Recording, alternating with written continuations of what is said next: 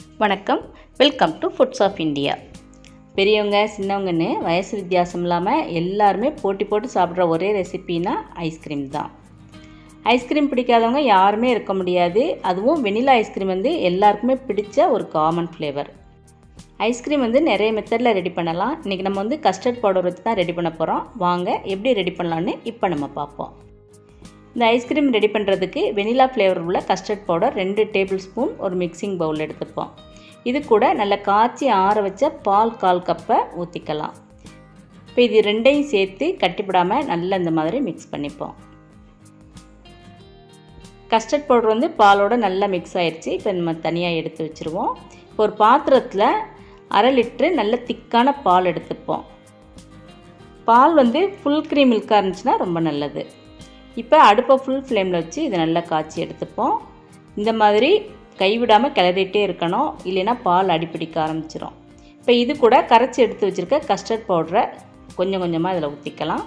இப்போ இதையும் சேர்த்து நம்ம நல்லா மிக்ஸ் பண்ணணும். கஸ்டர்ட் பவுடரை ஊற்றுனதுக்கப்புறம் நம்ம அடுப்பை மீடியம் ஃப்ளேமில் வச்சுக்கணும். ஃபுல் ஃப்ளேமில் வச்சிட்டோம்னா அடிப்பிடிக்க ஆரம்பிச்சிடும். இப்போ கஸ்டர்ட் பவுடர் நல்லா பாலோடு சேர்ந்து நல்லா ஒரு க்ரீமியாக வர வரைக்கும் இதை நம்ம நல்லா மிக்ஸ் பண்ணிகிட்டே இருக்கணும். கரண்டியில் எடுத்தோம்னா இந்த மாதிரி நல்லா ஒட்டி வரணும். இப்போ நம்ம இது கூட 1/2 கப் ஜீனி போட்டுக்கலாம். இப்போ இதையும் சேர்த்து நல்லா மிக்ஸ் பண்ணிப்போம். ஜீனி நல்லா கரையிற வரைக்கும் இதை நம்ம கைவிடாமல் கிளறிட்டே இருப்போம்.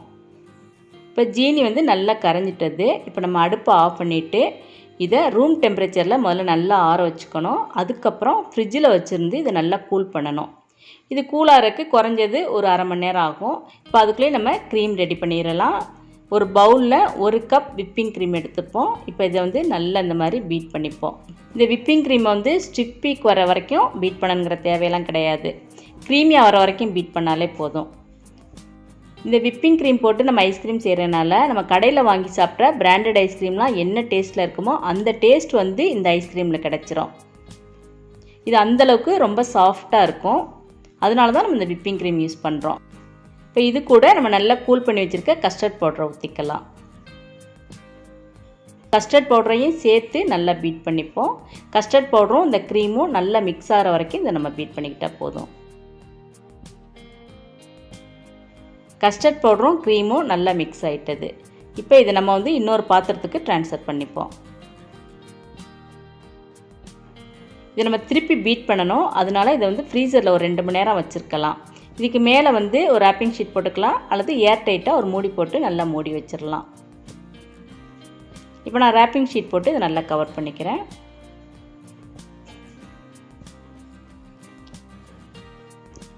இப்போ இதை நம்ம ஃப்ரீசரில் வச்சிடலாம்.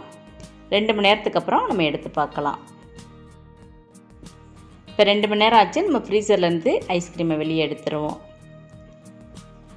இப்போ இதை நல்லா பீட் பண்ணணும். அதனால் திருப்பியும் இதை நம்ம இந்த மிக்சிங் பவுலுக்கு மாற்றிக்கலாம். ஒரு 2 நிமிஷம் அதை ஹையில் வச்சு நல்லா பீட் பண்ணிக்கலாம். ஐஸ்கிரீம் நம்ம எந்த அளவுக்கு திருப்பி பீட் பண்ணுறோமோ அந்தளவுக்கு ரொம்ப சாஃப்டாக இருக்கும். அவ்வளோதான், நல்லா பீட் பண்ணியாச்சு. பாருங்கள் எந்த அளவுக்கு நல்லா க்ரீமியாக இருக்குன்னு பாருங்கள். இப்போ பீட் பண்ண ஐஸ்கிரீமை நம்ம கண்டெய்னரில் மாற்றி வச்சிடலாம். நம்ம ஒரே பாக்ஸில் வச்சா உடனே குழந்தைங்கள்லாம் காலி பண்ணிடுவாங்க. அதனால நான் தனித்தனியாக 2 பாக்ஸில் எடுத்து வச்சுக்கிறேன். இப்போ இதுக்கு மேலே நம்ம ராப்பிங் ஷீட் போட்டு கவர் பண்ணிடலாம். ராப்பிங் ஷீட் அந்த ஐஸ்கிரீமை டச் பண்ணுற மாதிரி இருக்கணும். அந்த மாதிரி பண்ணோம்னா தான் மேலே ஒரு லேயர் ஃபார்ம் ஆகாமல் இருக்கும். இந்த மாதிரி நல்லா டச் பண்ணுற மாதிரி நம்ம ராப்பிங் ஷீட்டை வச்சுக்கலாம்.